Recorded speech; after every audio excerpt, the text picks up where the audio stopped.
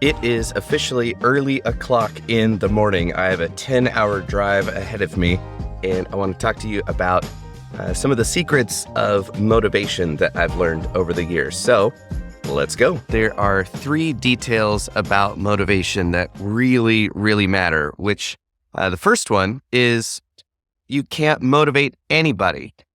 Second, everybody is motivated. And third is they are motivated for their own reasons.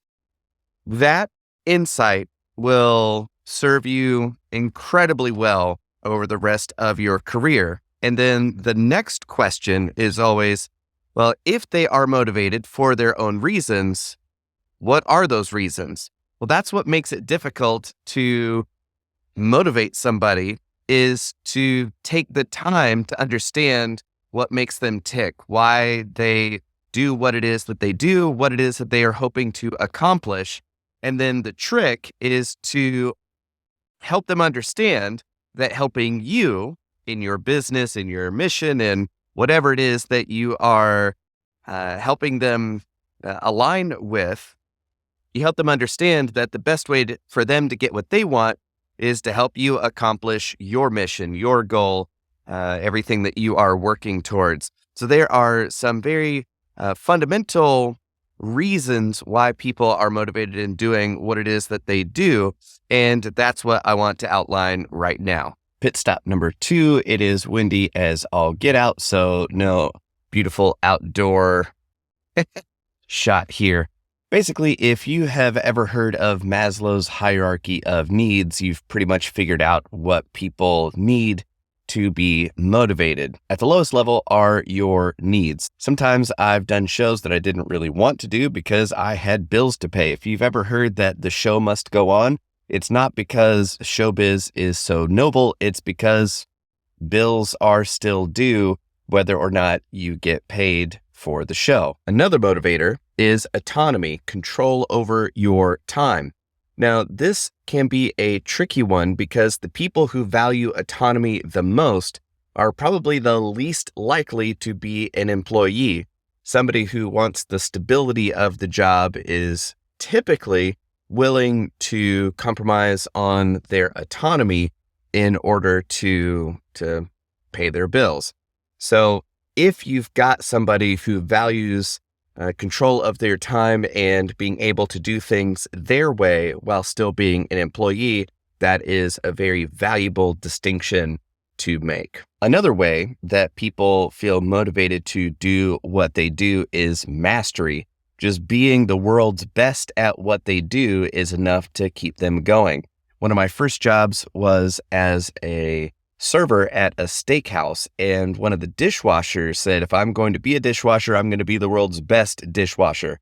And he loved washing as many dishes as he possibly could as quickly as possible. And it was really impressive to watch him work. And he was solely motivated by being the best, whatever it is that he was doing. One of the simplest is defiance. Maybe they've been told their whole lives that they couldn't do something, and they are on a mission to prove everybody wrong.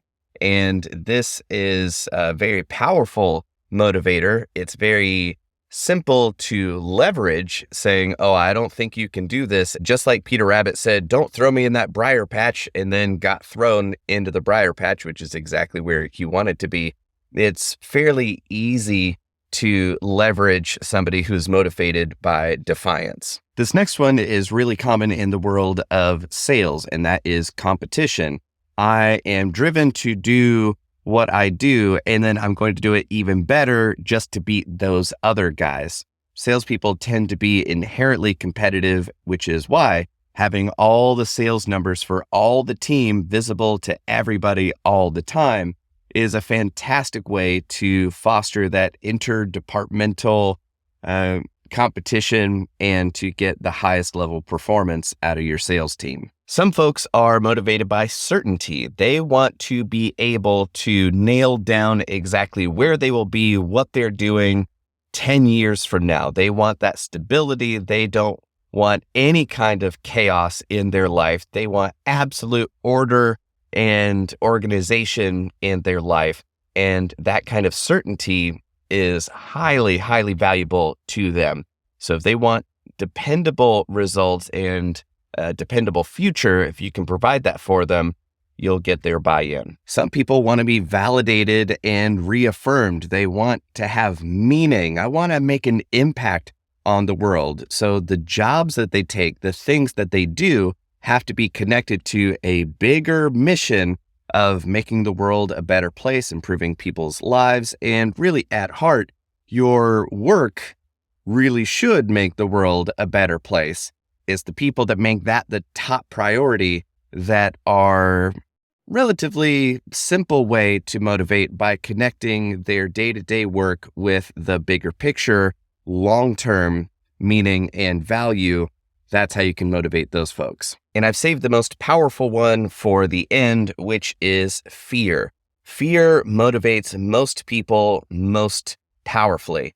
And as much as we would like to be motivated by our grander ambitions, our virtues, and the possibility of change and making a better tomorrow, really, we are loss aversion creatures, and we are more motivated to keep what we already have than to attain something that we don't.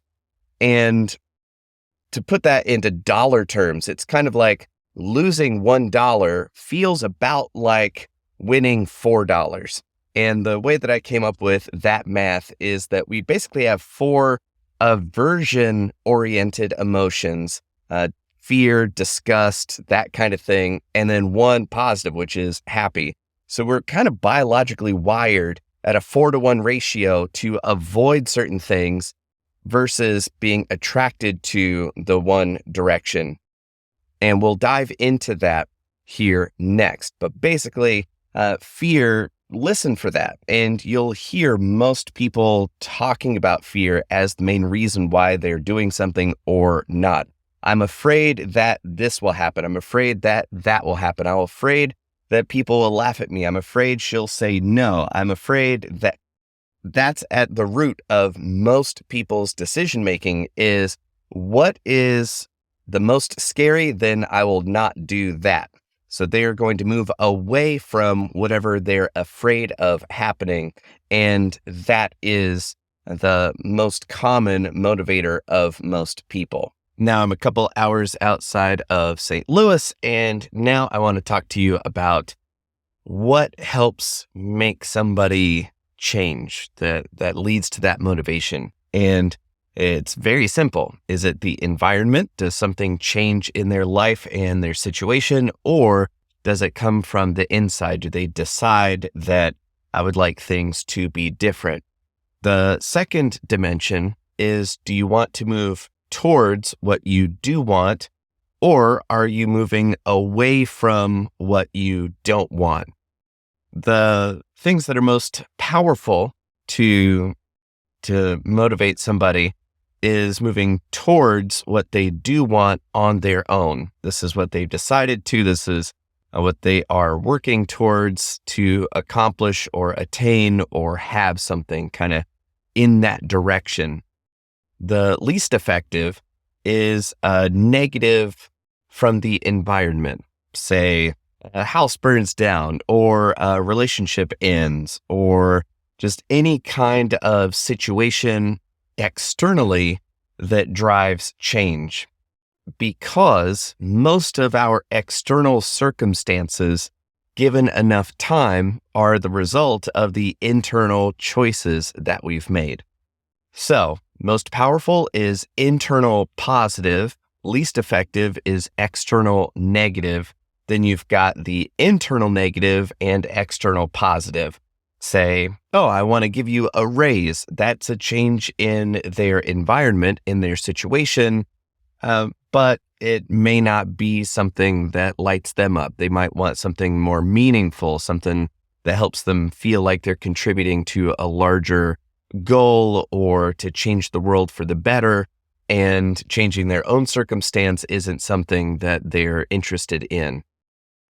Now, the absolute most powerful motivator for change is an internal positive and negative. understanding what you do want to work towards, what you are moving towards, and what you are moving away from. You know what you don't want, what you are tired of having or dealing with, and you're never going to deal with it ever again. And a lot of people get this kind of backwards. They move towards what they think they want, and they move away from what they think they don't want instead of what is really good or valuable to them versus what they perceive as being valuable. Because, everybody knows, I should work out more, but they don't experience the pain of that.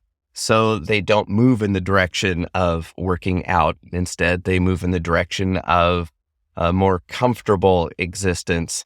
So that easier choice in the short term winds up being a difficult choice in the long term, which is the other dimension, not just what's now, but also what is in the future too.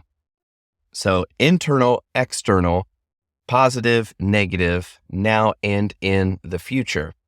And you can understand this even more simply. Think of an amoeba, a single-celled organism that moves towards food, what sustains it, and it moves away from negative environments. Say you introduce sulfuric acid in its environment, it will move away from that and it will move towards food. So it's a different creature than we humans, where we make conclusions based off our perceptions, and both of those can be out of alignment with what is best for us or what is real and true.